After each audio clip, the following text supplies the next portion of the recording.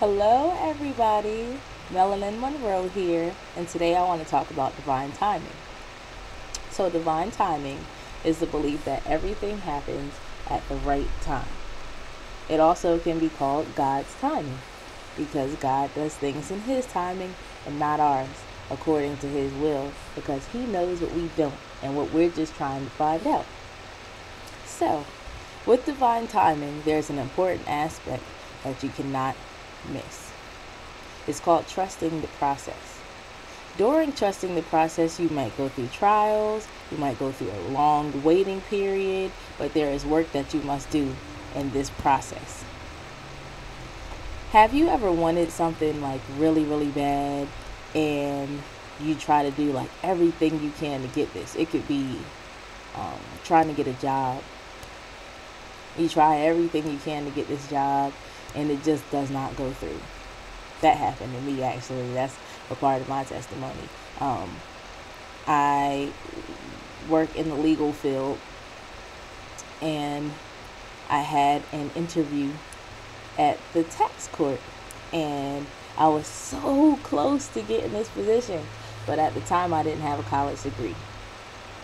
So they told me, you're very impressive, your resume is impressive, but you don't have a degree. So we're going to have to choose somebody over you that has a degree. Well, I just graduated with my first college degree back in January of this year. And my resume was just uploaded through the college. And I got an email from an attorney saying that they were looking for someone to fill a position. And I had the interview and I got the position like the same day or the day after. And it was just like, wow, it's been about 10 years since I've been trying to get a job in the legal field. Why now? Divine timing.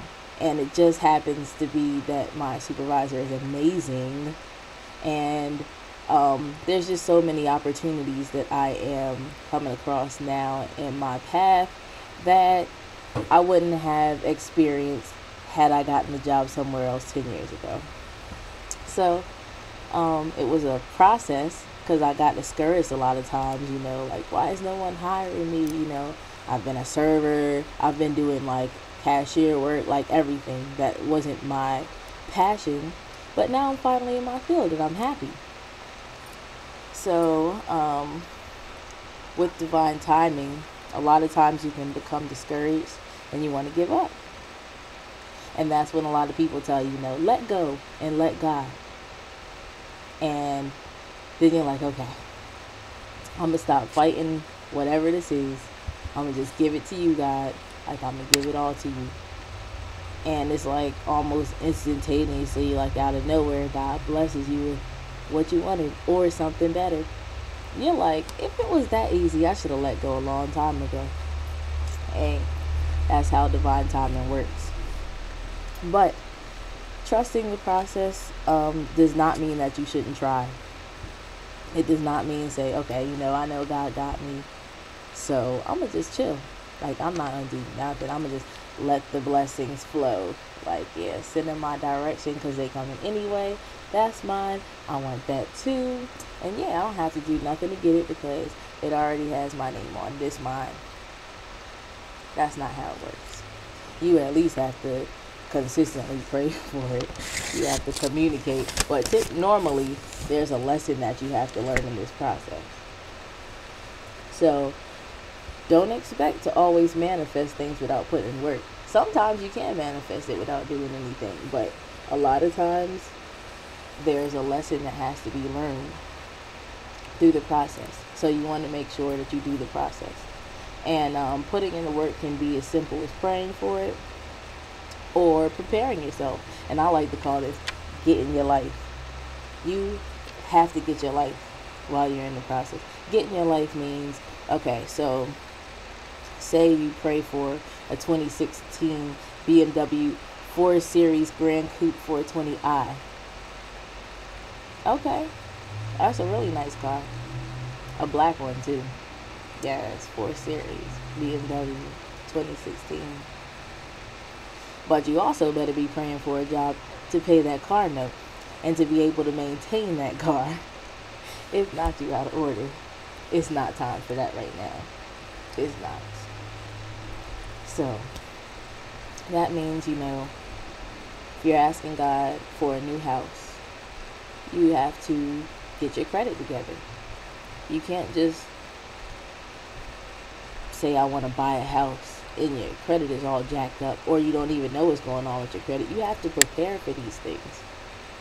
If you want to manifest a husband or a wife into your life, you need to do what you need to do to become the husband or wife that you need to be when God does bless you with that husband or wife. There's work that goes into these relationships.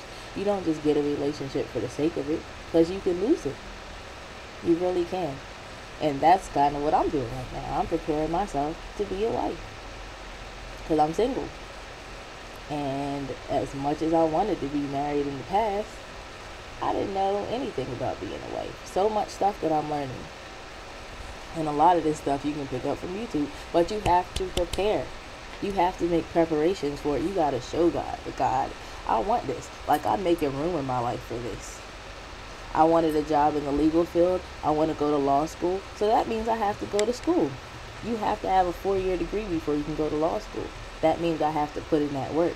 I got to do whatever I have to make sure I get my behind through school, 2 kids or not, so that I can make sure I go to law school. Now, the timing was not my timing, because if I had a choice, when I graduated high school, I would have went straight through. But that was not God's plan. So I went to college, couldn't afford it. 10 years later, got half of my degree. I still got another half to go. But it's okay. I'm trusting the process. You have to trust the process, and trust that along the way, God is going to order your steps. He's going to put things in position for you, and you're going to put things in position to receive the blessings that He has for you. If that means purging out the stuff that is not good, and that's what you need to do, you need to get your life. Don't let anything come in between you and your dreams. Don't let anything mess that up for you. Okay. Now I'm going to refer to the Bible. The story in the Bible that I'm going to refer to is the story of Abraham and his son Isaac in Genesis 22.